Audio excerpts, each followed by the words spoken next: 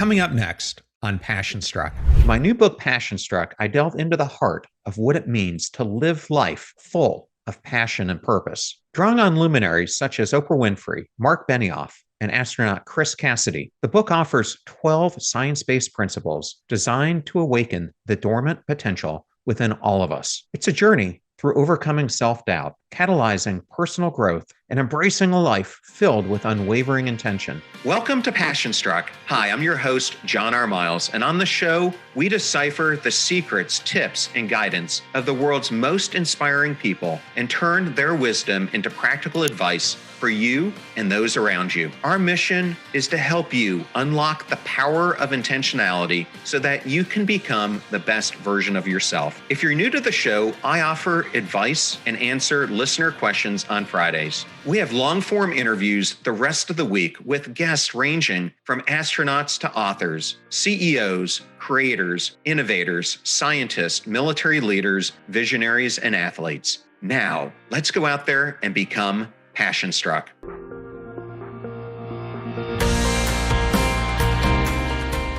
I cannot believe that we are only 4 days away from the launch of my new book, Passion Struck. And I want to mention that the book has already been given 2 incredible honors. It was selected by the Next Big Idea Club, which is curated by Adam Grant, Malcolm Gladwell, Dan Pink, and Susan Cain, as one of their must-reads for 2024. I was so blown away when I got that honor. And additionally, last week, we just found out that it also was awarded the Best Business Minds Book Award for 2024. I am so flattered by both of those awards and the recognition that they provide for Passion Struck and the impact it can have on so many readers. Over the past 7 weeks, I've taken you on a journey of exploration of some of the key themes that come out of the new book. Themes like living intentionally, overcoming self-doubt, handling toxic influences, discovering your matter meter, maximizing anxiety optimization, crafting your ideal self, and exploring quiet desperation. Each episode was a vital piece of the puzzle, inspired by the book's wisdom.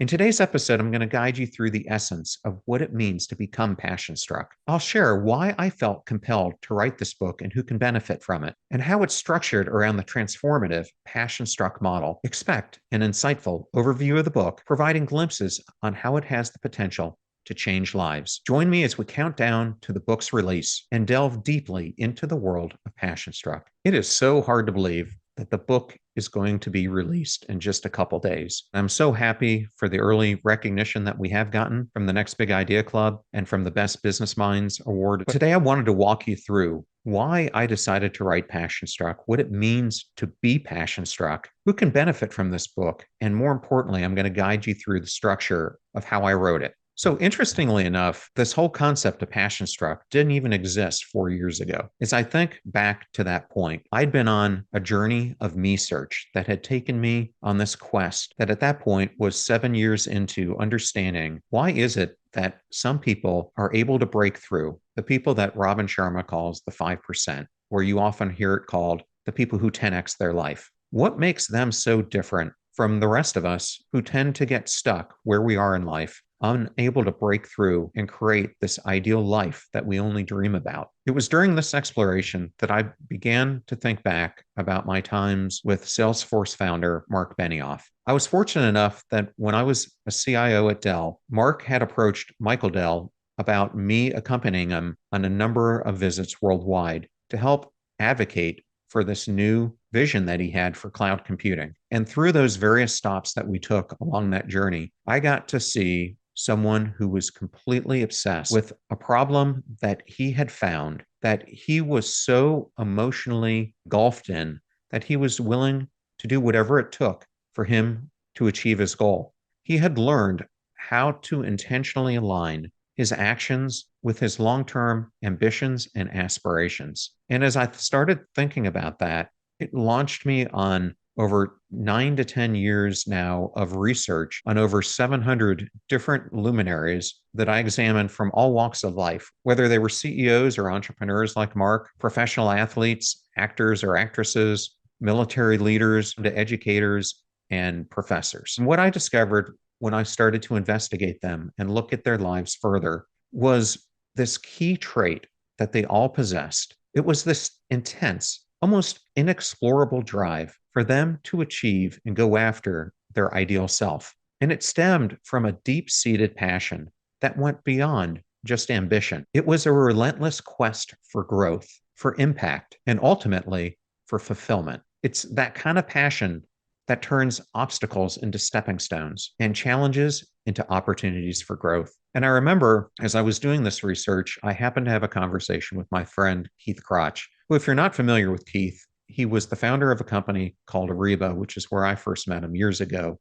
which he sold to SAP. And then more recently, he was the Assistant Secretary of State and was also the chairman and CEO of DocuSign. And I remember talking to Keith about this concept. And he said to me, John, it sounds like what you're talking about is someone going from being stuck in whatever that stuckness may be to becoming passion struck. And it was like the light bulb just clicked. And I did what anyone would do. I was so excited about this new phrase that I immediately started searching for it on the internet.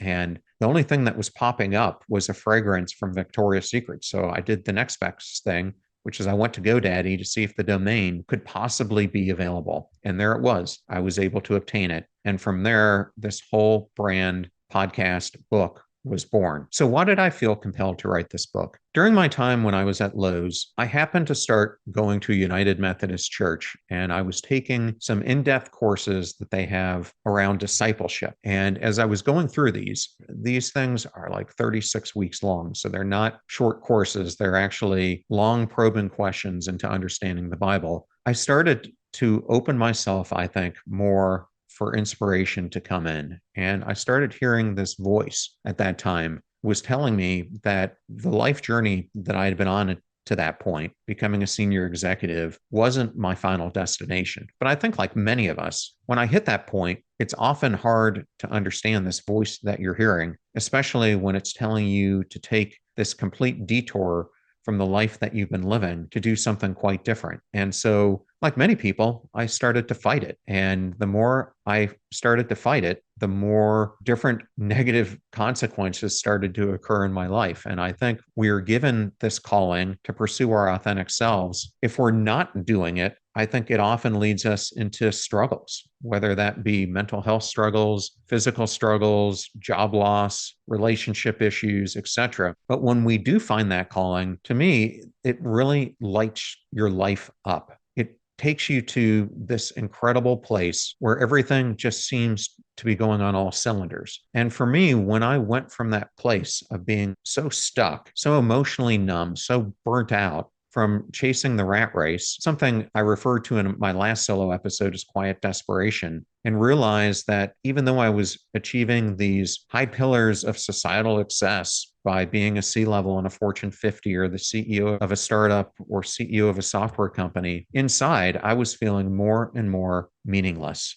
I was getting up in the morning and just going through the motions, and nothing that I was doing made me feel like any of it really mattered. And I think so many people feel this way today. In fact, all you've got to do is look at Gallup and the figures that they are producing showing that there are over 900 million people in 142 countries that feel unfulfilled by their life. And so to me, I started seeing that there's this huge gap that's, in my mind, affecting more than just 900 million people. I think it is actually impacting billions of people. And that is this strong sense of unmattering, that what we're doing in life, we don't feel like it holds any significance to ourselves, to others, nor is it making an impact in the world. And so the purpose for writing Passion Struck was to help close this gap, was to offer millions, if not billions of people, hope that there's a different way to pursue your life. And what I found my own self doing is there's something called self-discrepancy theory, which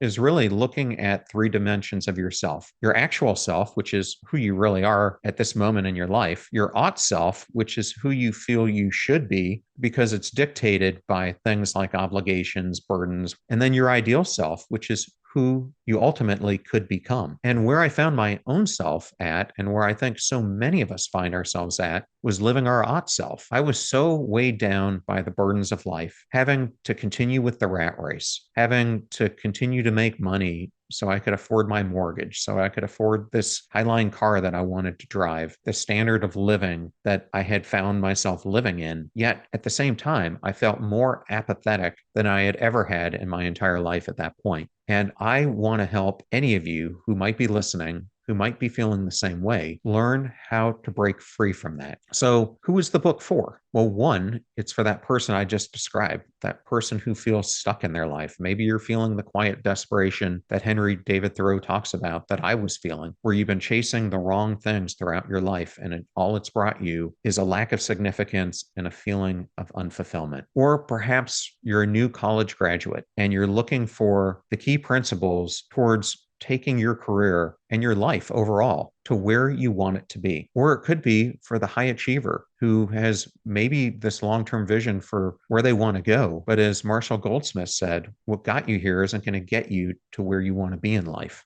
Or it could be for the athlete who's trying to break through and propel themselves from where they are now to elite status. So I wrote the book so it could serve a wide array of purposes and individuals. And what Passion Struck really does for any of those groups is it creates a compelling case for the secrets that lead ultimately to living a life that's true to ourselves, a life that's authentic, a life where we are embracing who we are. Because I got a secret for you. The most incredible person that you ever are going to meet in your entire life, and I learned this from my friend Lisa Edwards, is you. But on the flip side, the greatest competitor you're ever going to meet is also you. So how do you learn how to break through your self-imposed competition with yourself? This concept that I refer to often as being the visionary arsonist to your own life, where you're arsoning the very ambitions and aspirations that you long for. So Passion Struck is your guide to how do you break through? How do you start taking small actions that align with your ambitions and your aspirations so that you too can break through and become one of the 5% or the 10Xers? And it all revolves around the harmonious interplay between passion, perseverance. The two combined are what Angela Duckworth refers to as grit. And spoiler alert, I have some amazing news that Angela is actually going to be joining us Tuesday to help launch the book. I'm so excited to have her here. So those two components, passion and perseverance, which make up grit, plus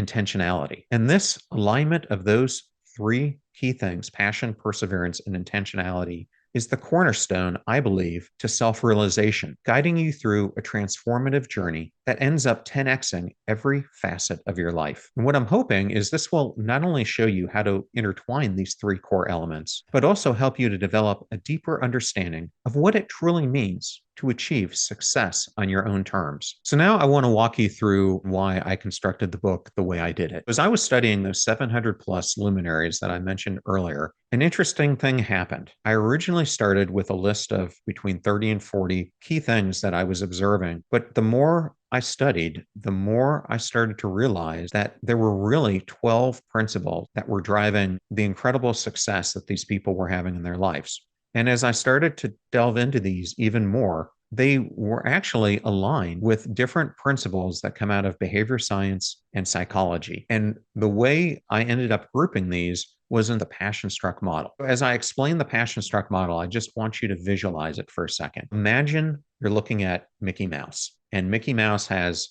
two ears. One of those ears are mindset shifts. The other ear are behavior shifts. And you can think of his nose and mouth as a third circle that represents deliberate action. And those are the three different sections that I break the book down into. When you think of mindset shifts, our mindset absolutely molds our beliefs and our values. It clarifies our why and influences how we approach our different actions and behaviors that we take. I find that mindset shifts are deeply intertwined with passion because passion serves as the catalyst for redefining our values and beliefs. It fuels transformation and helps us clarify our why. This profound connection to passion not only transforms learning and growth, but also plays a crucial role in overcoming limiting beliefs that are inherent in one's current mindset. So once our mindset has been recalibrated, the next logical progression is a shift in behavior, where the role of perseverance becomes extremely crucial. This integration of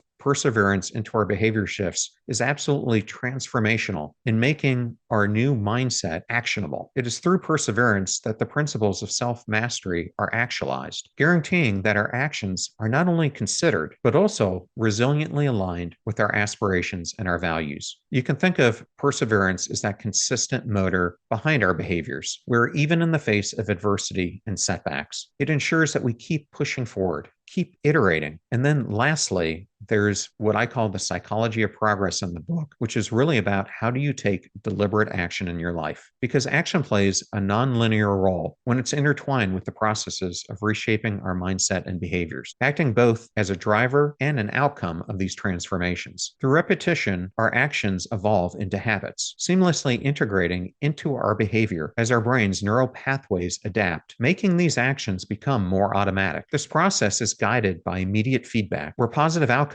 reinforce behaviors and negative ones prompt reassessment. Importantly, it's not only having the courage to act, but the strategic intent behind the actions that you're taking. This blend of boldness and intention directs our decisions on when and where to act, aligning our actions with our goals and our long-term aspirations. In this way, action is an integral part of personal evolution, constantly refining our mindset and reshaping our behaviors, fostering continuous growth and adaptation. And then lastly, in the passion-struck model, intrinsic motivation acts as the glue that links mindset, behavior, and deliberate action. This internal drive fuels our journey toward a life that's filled with passion and purpose. And most importantly, it embeds a deep sense of mattering within us, the feeling of being significant and valued. This feeling of mattering anchors us towards our why, energizing our pursuit of goals and relentless determination to pursue them. This inner spark not only influences how we persevere through challenges, but also steadfastly guides our mindset shifts, informs our behavior shifts, and directs our deliberate actions, ensuring a harmonious and resilient progression towards our goals. In conclusion, in the passion-struck model, mindset shifts lay the groundwork for transformation. Behavior shifts translate this transformation into intentional actions, and the psychology of progress provides a detailed roadmap to how you actually implement the mindset and behavior shifts into your life, making this not just theory, not just a book that you read, but something that you can actually live and implement into your life. With that backdrop, I want to introduce you to the 12 principles and how they are organized throughout the book. They're divided in 6 different principles that make up the mindset shifts and 6 different principles that make up the behavior shifts. And I ended up using some catchy names so that these would be memorable for you. And I'm going to go through these at a 50,000 foot level. But let me just introduce you to how each one of these chapters is written. So in each one, I introduce the principle. I talk about why it's so important. I go into my interviews that I've done with psychologists and behavior scientists that reinforce the principles in each chapter. I then tie it into a personal experience that I've had on my own through my own research. And then I give powerful examples, both from some well-known individuals and lesser everyday heroes, that showcase how these different principles were actuated in their lives. And then at the end of each chapter, I give you guidelines on how to apply it into your own life with exercises that I provide at the end of each chapter. So let's go through them. So the first mindset shift is something that I call being a mission angler. And I came up with this because I live here in Tampa Bay, where we're able to have some of the best fishing in the world. But for those of us who fish, it's not as if you just decide one day that you're going to go out in the boat, go 20 miles into the Gulf of Mexico, and think that you're going to catch fish. The experienced fishermen I know, these people who are truly anglers of catching all the fish that they possibly can, they're looking at the tides, they're looking at the moon phases, they're looking at what fish are in season and where they're typically located, where other people have reported finding them, and they're typically using a fish finder. But how many of us actually craft our lives that same way? So this chapter really explores what it means to do life crafting. And I interview behavior scientist Hal Hirschfield to do a deeper dive in what it means to life craft. And then I provide 2 great examples of Jim McKelvey, who founded Square, and Gary Vee in this chapter on how they implemented it in their own life. The second mindset shift is something that I call a brand reinventor. In this chapter, I highlighted a gentleman, Dan Schwabel, who looked at 1,200 remarkable individuals. And what we both found is that what these luminaries do is they practice consistent reinvention. So that's what this whole chapter is about. It's the importance, especially in this era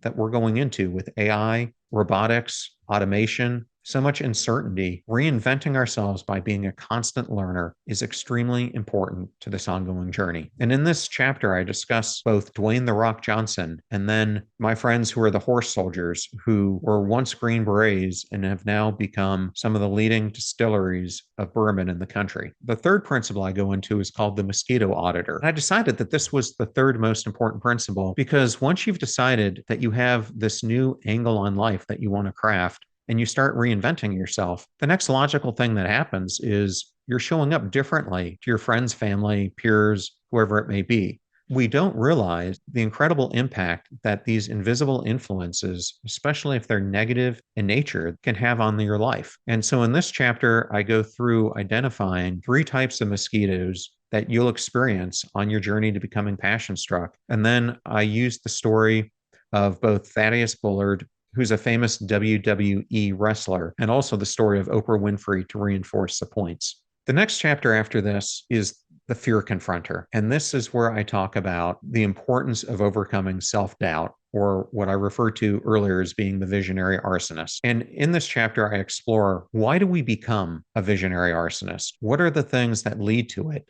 And why do so many of us find that we keep saying can't instead of can to life-changing opportunities to change our life in the way that we want it to unfold? And in this chapter, I go through the story of Kirstie Ennis, a former Marine Corps sergeant, underwent a terrible helicopter accident, but has completely rebuilt her life by saying she can to life-altering experiences. She has now climbed 5 of the 6 tallest peaks throughout the world. In this chapter, I highlight the work of Ethan Kross, who's a psychologist at the University of Michigan, around his book Chatter and the negative thought patterns that we have, and the importance of doing introspection and self-reflection. The 5th mindset shift that I go through is becoming a perspective harnesser. And this chapter is all about expanding our viewpoints. So many of us find ourselves living in a world where we look at things in a linear way, as either or. And in this chapter, I explore the incredible journey of my friend, astronaut Chris Cassidy, and how much harnessing different perspectives, especially when it came to adversity that he faced, made such a profound difference in how he was able to build this incredible life that he's led. And in this chapter, I introduce both and thinking, the work of Marianne Lewis and Wendy Smith, and how it helps us to start reframing the way we're living life from looking at things in that linear fashion that I talked about to embracing it as both and. Think of this as balancing hard work and rest, merging self-discipline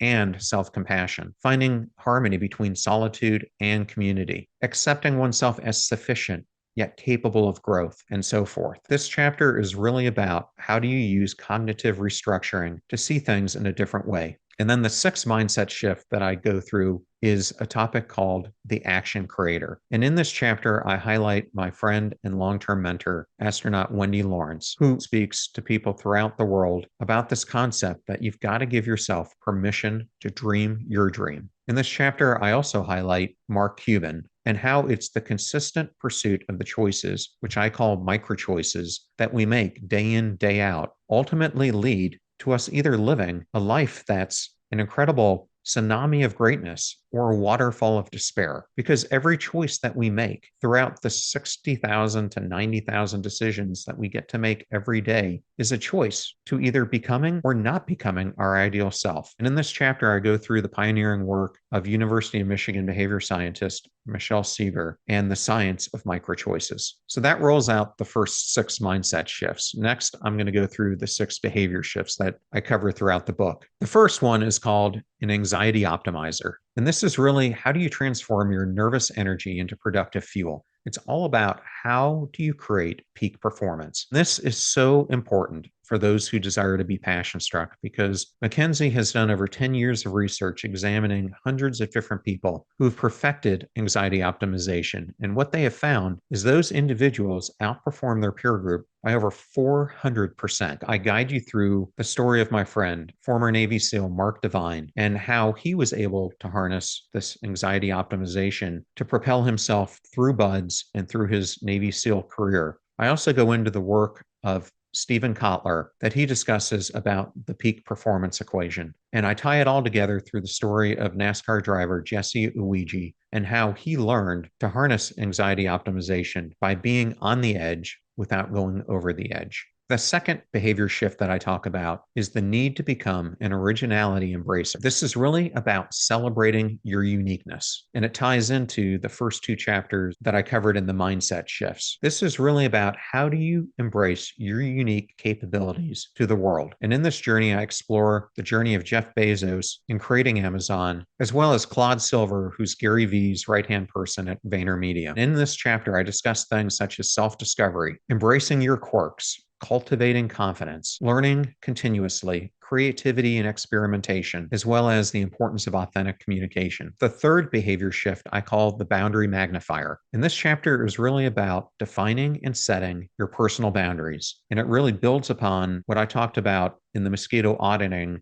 mind shift. This is about how you define your space for growth and self-respect. And in this chapter, I explore Gretchen Rubin, New York Times bestselling author who is an expert on happiness, and the profound journey of why being a boundary magnifier really comes down to understanding ourselves. I also go through the story of Steve Jobs and how by being a boundary magnifier, it propelled him to the heights of the tech world because he was willing to do whatever it took, even if it meant being alone, to do the right things and following his core values and aligning them with his actions, his aspirations, and his ambitions. The fourth behavior shift that I talk about is being an outward inspirer. And this is all about how do you empower others? Because we all know that we can't do this journey to becoming passion struck on our own. We need the positive influence of others. And as we're on this journey, we're going to start influencing others, especially if we want to make the world a better place. I highlight some of the guidance that I was given by my long-term mentor, Jay Skabinski, who was my CIO when I was the Chief Information Security Officer at Lendlease, as well as I profile Susan Wojcicki, who is the former CEO of YouTube. What this chapter is really about is how do you become an outwardly inspiring individual who ends up influencing others through your positive action.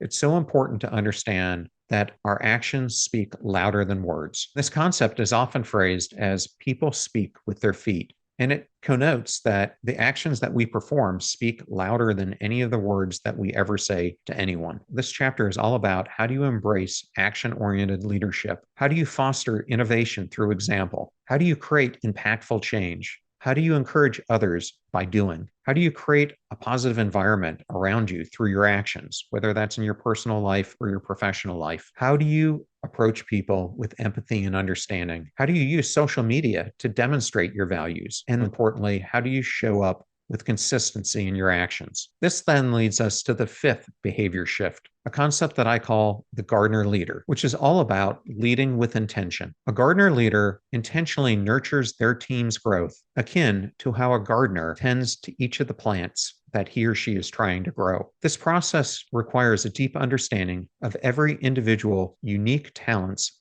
and capabilities, coupled with providing the right environment and the right resources for them. It's something that I call an eyes-on, hands-off approach. And in this chapter, I explore this through the example of General Stan McChrystal and also Keith Crotch, who I brought up earlier. And I go through 5 different key components of what it takes to become a gardener leader. And then the last of the behavior shifts is something that I call the conscious engager. And this is one of the last chapters that I wrote for the book, and I think it's one of the most important. And this is really about how do you invest your full attention to being present in the moment so that they align with driving your passions and the actions that you're taking every single day. And in this chapter, I really go through the analogy that so many of us today are living life as if we're a pinball, bouncing off things throughout our days, throughout our weeks, throughout our months, the distractions that we see in social media, the habitual patterns that we form in our life. we end up in these constant loops of being stuck in mediocrity because we're acting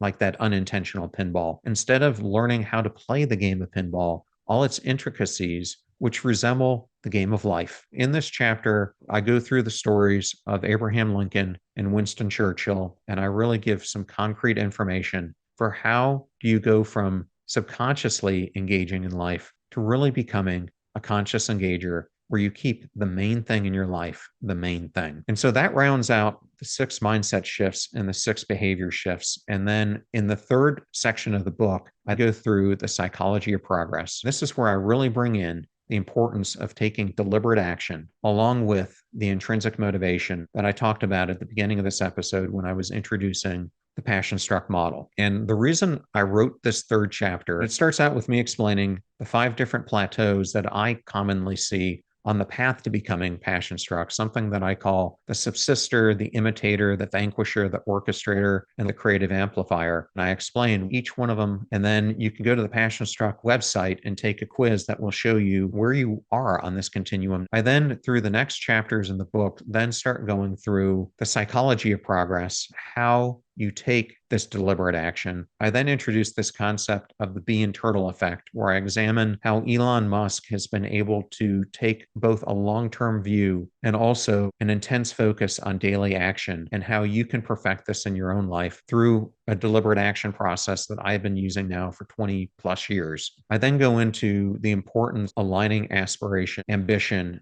and our actions. And I guide you through some work that Marshall Goldsmith has done around this topic. And then I round out the book by discussing the importance of self-love and the role that significance plays in our life. So that is a high-level overview of the whole book. I hope through talking about it that I've given you more desire to want to purchase this. These pre-orders that you often hear about matter so much to an author in their book because it gives credibility for people to do book reviews about them. It gives credibility for people to want to buy the book. It gives credibility to your publisher to want to print more copies of your book. It gives credibility to news agencies to want to cover the book. It has so much bearing on so many things. So I would just ask, if you're listening to this, we're just a couple days away from this thing going live. And if you do pre-order it, you get over $300 of added goodies. If you just put your order link, go to the Passion Struck website at passionstruck.com/Passion Struck book. You'll get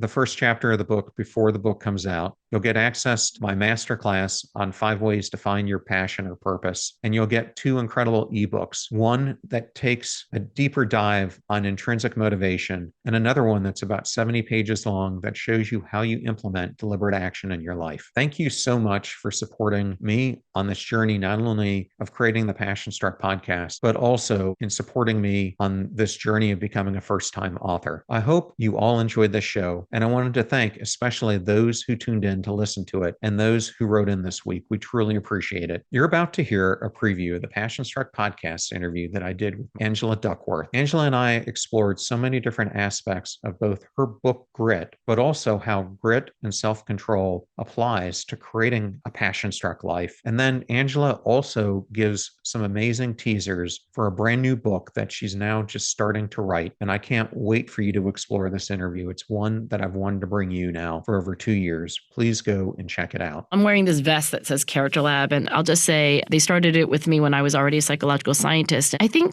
the idea of character is everything about you that's good for you and equally good for other people. I think that includes grit. I honestly do think that when you have passion and perseverance for long-term goals, it is good for you, and I think it's good for other people.